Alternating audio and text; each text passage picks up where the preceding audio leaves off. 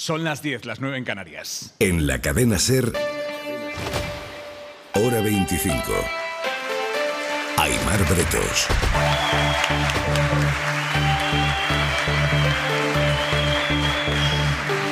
Hora 25 esta noche desde Arnedo con Pablo Simón calentando al público para... es que de hecho, Nacho, porfa. Vamos a hacerlo bien. Venga. Son las 10, las 9 en Canarias. Hora 25 con Pablo Simón. Y si eso, Aimar Bretos.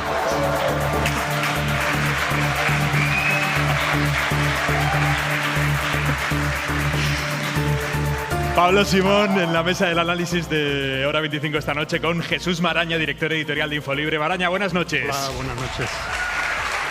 Buenas noches.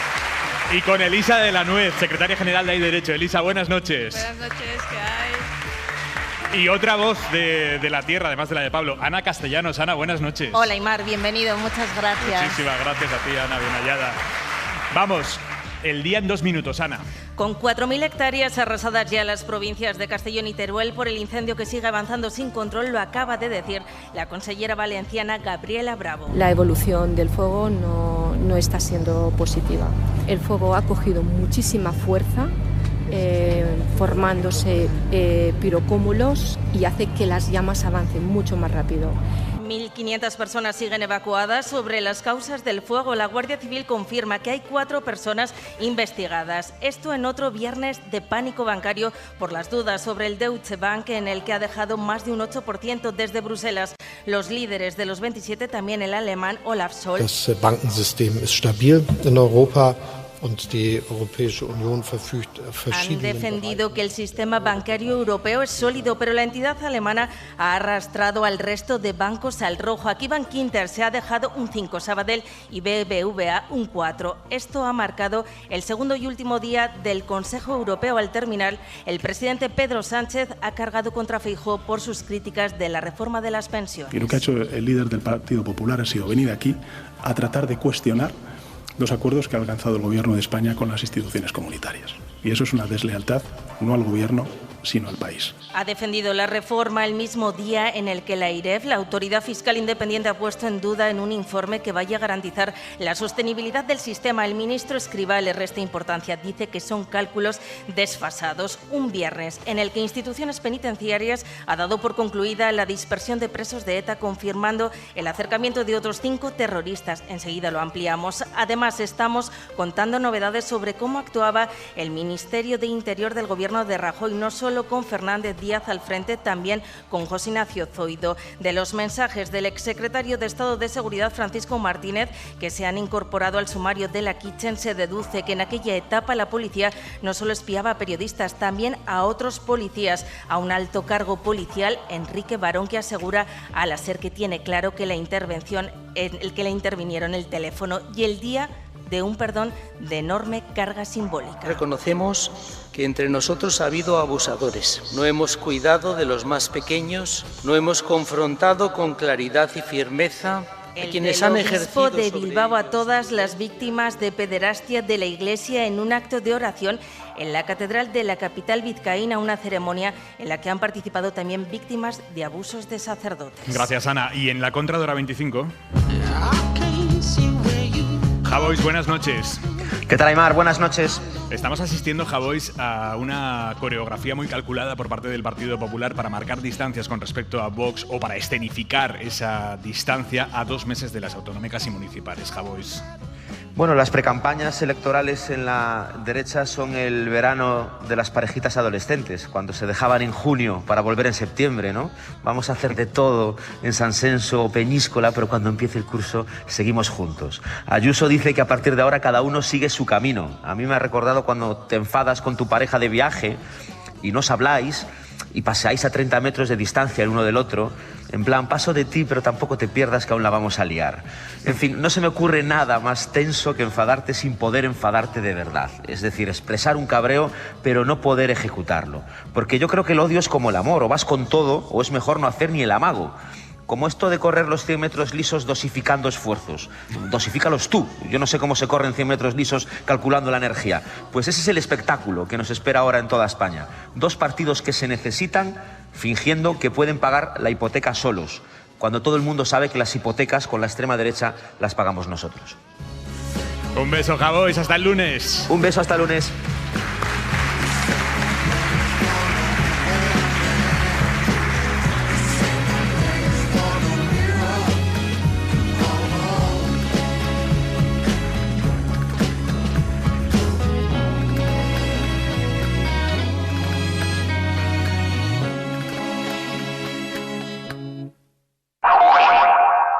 Rubén es cirujano y su hermano pequeño, que siempre le llama para todo, se ha quedado tirado con el coche. Tú no necesitas un cirujano, tú necesitas el seguro de coche de AMA, que te lleva a un manitas para las operaciones que no hace falta ir al taller. AMA, seguros para profesionales sanitarios y sus familiares. Infórmate en amaseguros.com o en el 911 75 40 37. Buenas noches. El número premiado en el sorteo del cuponazo celebrado hoy ha sido 240. Y ahora la serie con un premio de 6 millones de euros. 22. Puedes consultar el resto de los números premiados en juegos11.es. Mañana tienes una nueva oportunidad con el sueldazo del fin de semana. Y ya sabes, a todos los que jugáis a la 11, bien jugado. En Hipercor y el supermercado El Corte Inglés siempre tienes buenos precios y promociones increíbles. Y además un 70% en la segunda unidad en muchos productos. Como en el pack de 6 latas de atún claro en aceite de oliva Albo. Comprando 2, el segundo pack te sale a solo 2,76 euros. En Hipercor y en el supermercado El Corte Inglés. En tienda web y app. Precios válidos en Península y Baleares. Hora 25. Aimar Bretos. Acabamos de escuchar cómo el presidente Pedro Sánchez ha respondido hoy a las dudas que Alberto Núñez Feijóo ha sembrado esta semana desde Bruselas sobre la ejecución de los fondos europeos, por un lado, pero sobre todo sobre la reforma de las pensiones que el Gobierno ha pactado con los sindicatos y con Bruselas, con la Comisión Europea. Porque aquí no estamos hablando de lo que haga o no haga el Gobierno de España. Aquí estamos hablando de reformas que cuentan con el aval de las instituciones comunitarias. Y lo que ha hecho el líder del Partido Popular ha sido venir aquí a tratar de cuestionar los acuerdos que ha alcanzado el Gobierno de España con las instituciones comunitarias. Y eso es una deslealtad, no al Gobierno, sino al país. Os pregunto, Jesús Maraña, Elisa de la Nuez, Pablo Simón, ¿compartís este argumento? Elevar a Europa las críticas a las medidas a las medidas que toma el Gobierno erosiona la imagen del país, es una deslealtad, se puede considerar como tal, es un ejercicio legítimo de oposición. ¿Cómo lo enmarcáis? Jesús, empiezo por ti. Bueno, primero ya empieza a ser costumbre, no sé si estrategia general por parte del PP, pero esto viene de lejos, ¿no? Ya lo practicaba Pablo Casado. Escuchamos en Bruselas poner en entredicho muchas cuestiones que yo creo que son de Estado, que son de responsabilidad peculiar, ¿no? Especial, para quien es o pretende ser alternativa de oposición, ¿no? Poner en entredicho, por ejemplo, la ejecución de los fondos europeos o el uso honesto de los mismos, pues es algo muy grave, que erosiona la imagen de país, ¿no? En el caso del plan de pensiones, a mí me parece que, aparte de esa acusación que hoy ha hecho Pedro Sánchez de antipatriotismo, es que a mí me parece que además es todavía más grave que se hagan esas acusaciones en Bruselas sin poner sobre la mesa una alternativa. Es decir, es que llevamos escuchando la crítica pues desde que se anunció esta reforma de pensiones y se anunció además que contaba con el visto bueno, con el acuerdo de Bruselas. Eso es una espada de Damocles sobre esa estrategia del PP en este caso, ¿no? Pero además es muy difícil argumentarlo, no digo ya cuando ayer escuchamos a Feijóo hacer esa comparación con Francia, con la reforma de Francia y poner prácticamente como ejemplo y trasladar el mensaje de que lo que se debería haber hecho aquí es lo que hace Macron en Francia, ¿no? No está claro si se refería al contenido o a la forma de abordar la reforma, ¿no? De hacerlo por imposición, sin consenso con los agentes sociales, con los sindicatos, etc. Bueno, yo creo que en esto, aparte de que no se vea una alternativa, cabe pensar que lo que se pretende proponer es la reforma que en su día hizo el PP en 2013. Y esa reforma hay que recordar que suponía en 15 años un recorte del 30% en las pensiones y un 50%, hasta un 50% hasta 2050. Esta es la realidad con los cálculos de la reforma que hizo en su día el PP. Sería conveniente que en este año, además de elecciones, se pusiera sobre la mesa, oiga, póngalo usted en Madrid, en La Rioja, en Bruselas, donde quiera, pero ponga una alternativa sobre la mesa para que la ciudadanía pueda decidir con qué se queda o qué prefiere, ¿no? Y solo una cosa más sobre la famosa insostenibilidad. En 2021 el coste de las pensiones en España fue el 12,3%. En Francia el coste de las pensiones hoy es el 15% del PIB. Y es que estos llamados gastos, que yo creo que son mucho más que gastos, son un deber con la ciudadanía, con quienes han pagado, hemos pagado nuestras cotizaciones toda la vida. Bueno, lo que hay que decir es, oigan, ¿qué emplea usted cada partida del PIB? Y si hace falta subir, que es el cálculo de esta reforma de las pensiones, hasta un 15% en España en X años, usted verá de dónde lo saca, cómo reparte la tarta.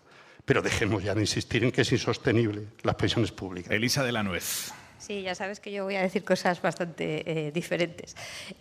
Bueno, en primer lugar, yo creo que como una cosa que sí tienes razón, Jesús, se están llevando debates constantemente a Bruselas, pero no de ahora, desde hace mucho tiempo. Quizá también porque la correlación de fuerzas es distinta, quizá también porque hay acuerdos, que eso se nos olvida, hay acuerdos que se alcanzan a nivel de Parlamento de Bruselas y no se alcanzan aquí. Es decir, hay muchos factores por los cuales constantemente se están llevando debates de política nacional a Bruselas, ¿no? Y esto no es una novedad en ese sentido. A mí tampoco me gusta acusar de deslealtad o de, digamos, antipatriotismo cuando hay críticas legítimas, porque es que también nos tenemos que acordar que la oposición está para hacer oposición, ¿no? Y luego ya entraremos en la forma de hacer oposición, pero claro, decir es que es antipatriota oponerse a una política pública de un gobierno, bueno, a mí eso me parece también que es un poco llevar las cosas demasiado lejos y además es muy fácil, ¿no? Es decir, bueno, es que esto va contra el país, va contra... Bueno, esta es una reforma que se ha pactado, por supuesto, está con el visto bueno de Europa, pero es una reforma que se ha pactado por determinados actores políticos y es legítimo que la oposición diga, oiga, a mí esta reforma no me gusta. Lo que sí me parece que es muy pertinente es decir, si no le gusta esta, proponga usted otra. Eso me parece muy correcto, pero decir, hombre, es antipatriótico ponerse a la reforma, creo que no.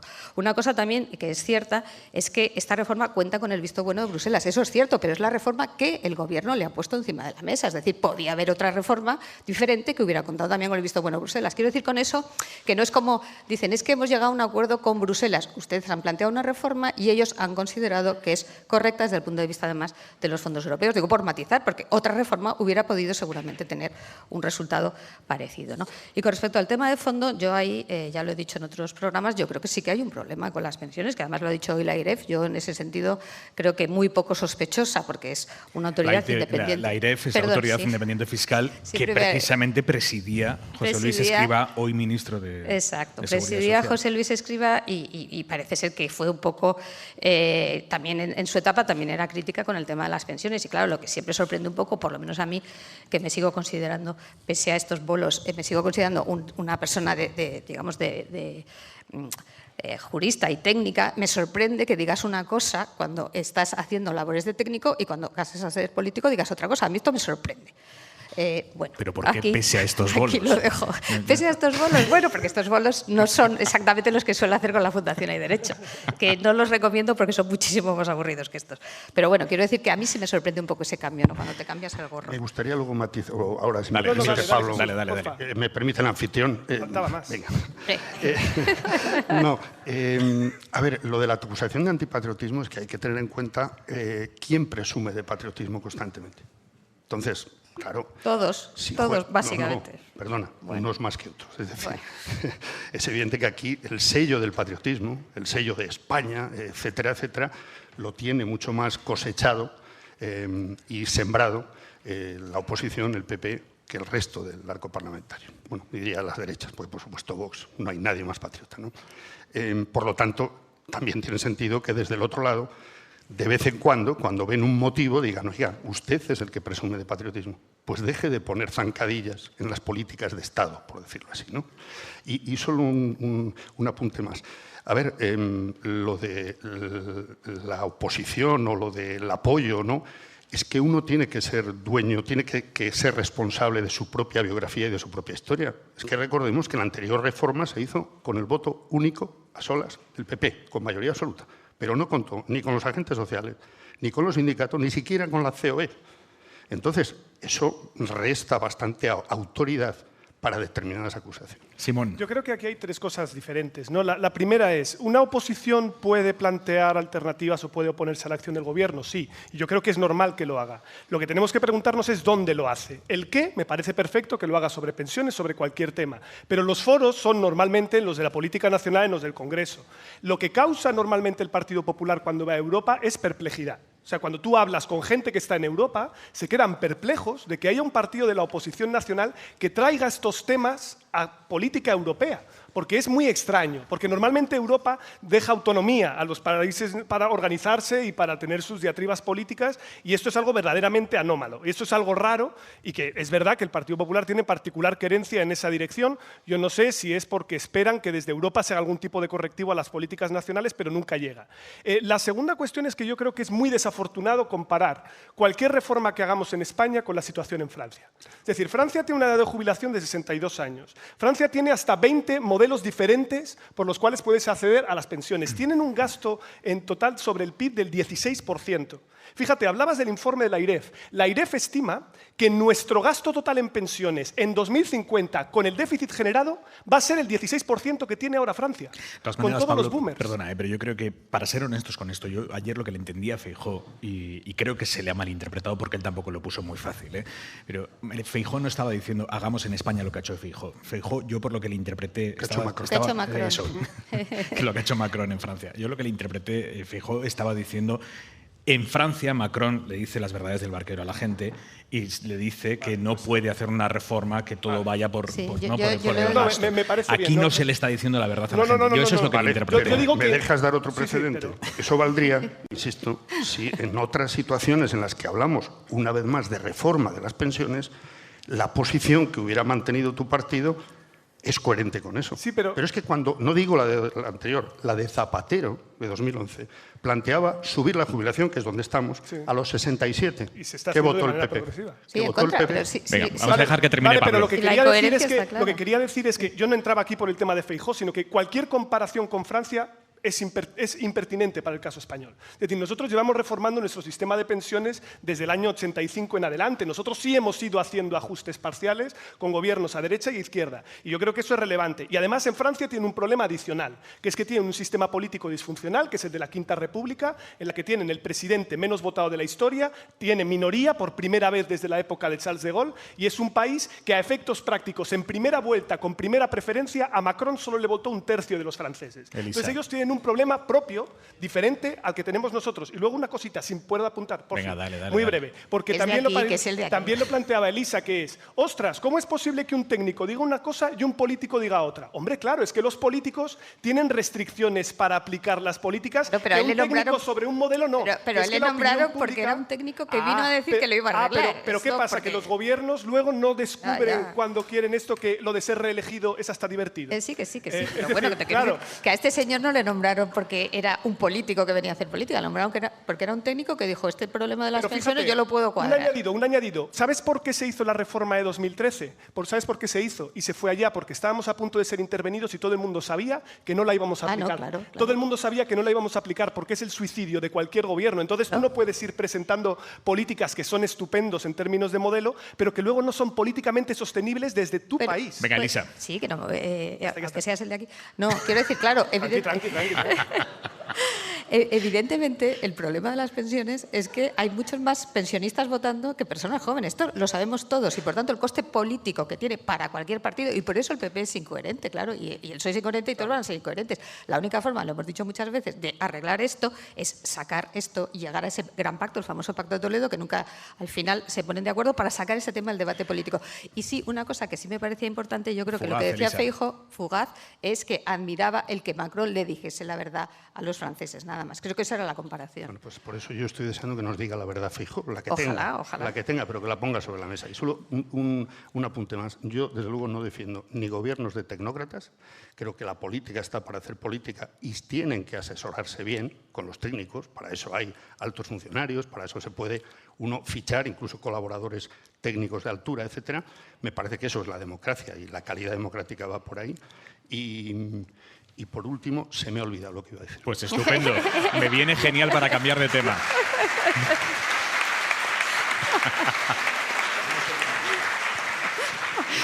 Me viene estupendo para cambiar de tema porque hay un tema muy importante. Hoy ha sucedido, suele pasar de vez en cuando, es una paradoja, hay días en los que ocurre una noticia que ese día no tiene ningún tipo de repercusión en las escaletas de informativos, pero que con el tiempo, con la perspectiva que nos da el tiempo, históricamente sí que tienen relevancia. Hoy se ha anunciado el fin de la dispersión de los presos de ETA. Hoy se ha confirmado el traslado a cárceles de Euskadi de los últimos presos de la banda que quedaban en cárceles del resto de España, y se acaba así con una política penitenciaria que se instauró hace ya 3 décadas y media, hace 36 años, por la cual cuando ETA mataba se separaba a los presos en cárceles de todo el país para que no estuvieran en la misma cárcel, para que no se retroalimentaran entre ellos y básicamente para eso. Y esa política muy discutible, muy discutida, con ETA en vigor, con ETA matando, podía tener un sentido práctico, insisto, discutible o no en cuanto a la legalidad, pero sentido práctico, pero con ETA disuelta desde hace ya una década, francamente tenía difícil defensa. Voy a ti, Elisa, voy a ti.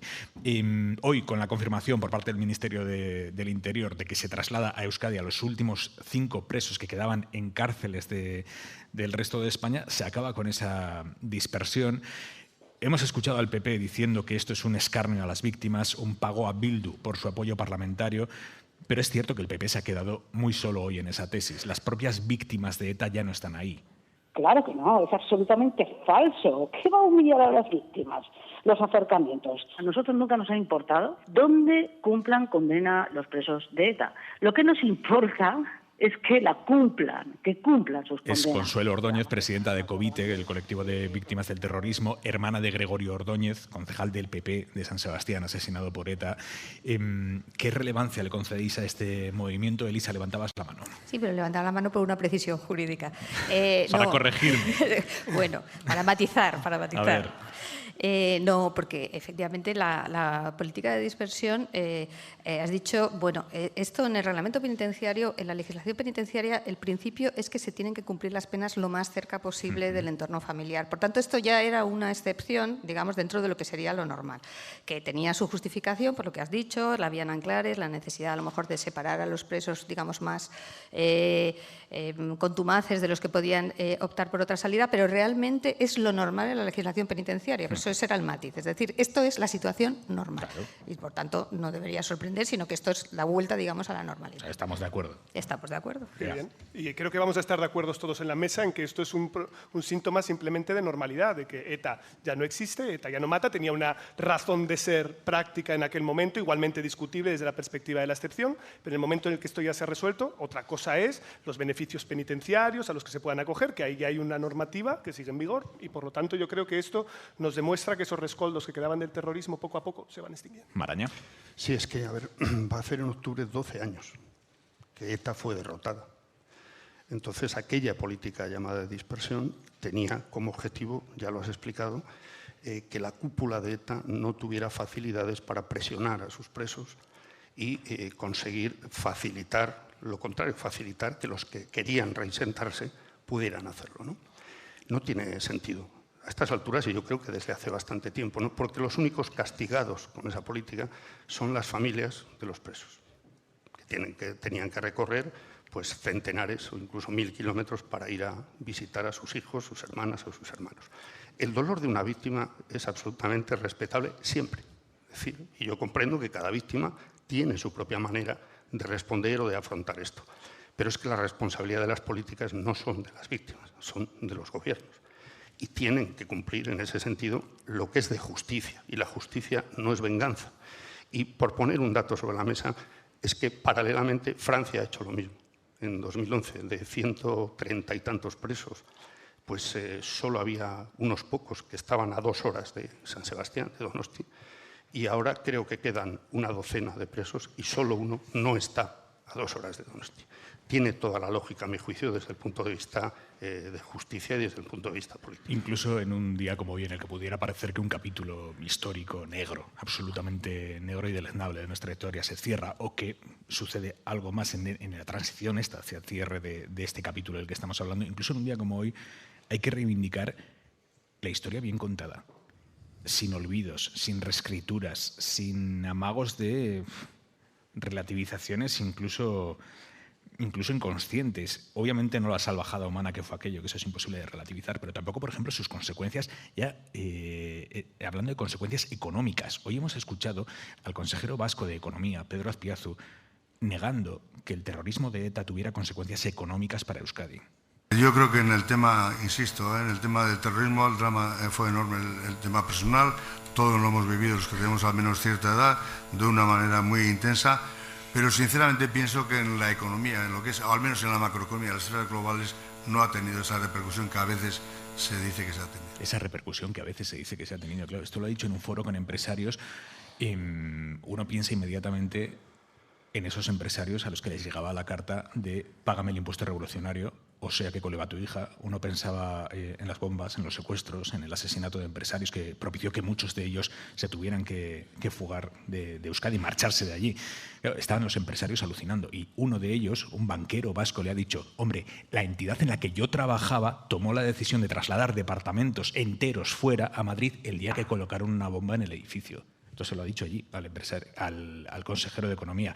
Y esta tarde el delegado del Gobierno en Euskadi, Denis Itxaso, ha contestado así al consejero de Economía. Hay que tener una memoria verdaderamente frágil para haber olvidado que en Euskadi, por ejemplo, el tejido turístico fue arrasado a consecuencia del terrorismo. Y lo que es mucho peor, que la extorsión, el impuesto revolucionario, los secuestros y asesinatos a empresarios, los atentados contra trabajadores y representantes sindicales, todo esto tuvo un efecto devastador sobre el dinamismo económico. De hecho, no hay más que ver cómo ha despegado Euskadi tras el fin de ETA. Y yo creo que es importante que nadie contribuya a rebajar un ápice la importancia que ha tenido todo esto. El propio consejero vasco ha tenido que matizarse claramente horas después. Ha escrito: quiero poner en valor y destacar la actitud del empresariado vasco, que sufrió violencia de diferentes formas, que ha contribuido al sostenimiento y desarrollo de la economía de Euskadi. Mostraron su firme compromiso y lo agradecemos. También quiero mostrar mi apoyo a las personas que tuvieron que abandonar Euskadi.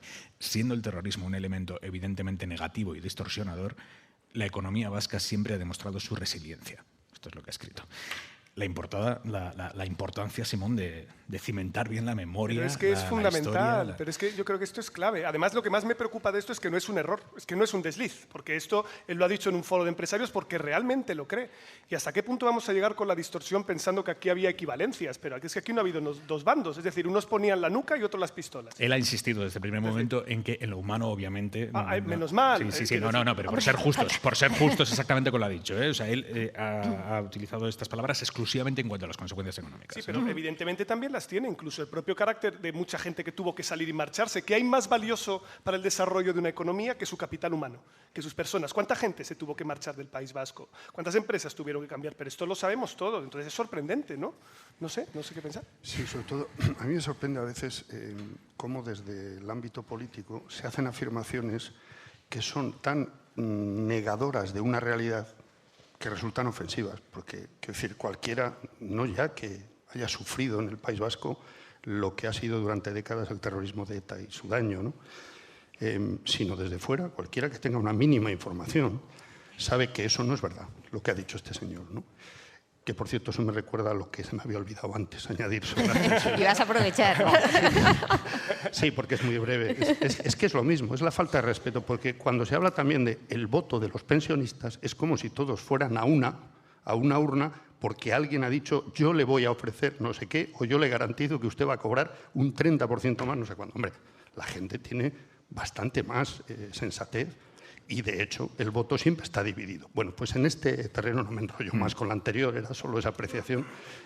Es que pasa lo mismo. Me parece sobre todo una falta de respeto a la ciudadanía, no solo a quienes sufrieron directamente el terrorismo o tuvieron que irse a vivir a Madrid o a Levante o a Andalucía o al extranjero. No, para los que están mínimamente informados sobre lo que fue el fenómeno terrorista. Elisa. Sí, yo lo que también pienso es, tú dices, es que se lo cree, claro, pero si te lo crees es un problema. Y si no te lo crees y lo dices en un entorno empresarial, casi es peor, ¿no? Entonces da una sensación de una cierta banalización, ¿no? Y más en un foro de gente que lo ha experimentado ellos o sus empresas, de decir, bueno, no era para tanto, ¿no? Esto es un poco la idea, no era para tanto. Oiga, por eso le han dicho eso, no era para tanto. No, para tanto la parte económica, lo tengo claro. Él ha subrayado muchas veces que sí era para para tanto lo que tenía que ver con el terrorismo. Me refiero a la parte económica. Digo por pero, ser justos. Sí, está claro, pero en la parte empresarial, en un foro de empresarios, decirle, bueno, no era para tanto a gente que a lo mejor ellos mismos, o como este señor, dice, oiga, que me pusieron una bomba en el edificio de la empresa, o que me tuve que ir, o que me mandaban un sobre para extorsionarme, me parece realmente muy fuerte. Hora 25.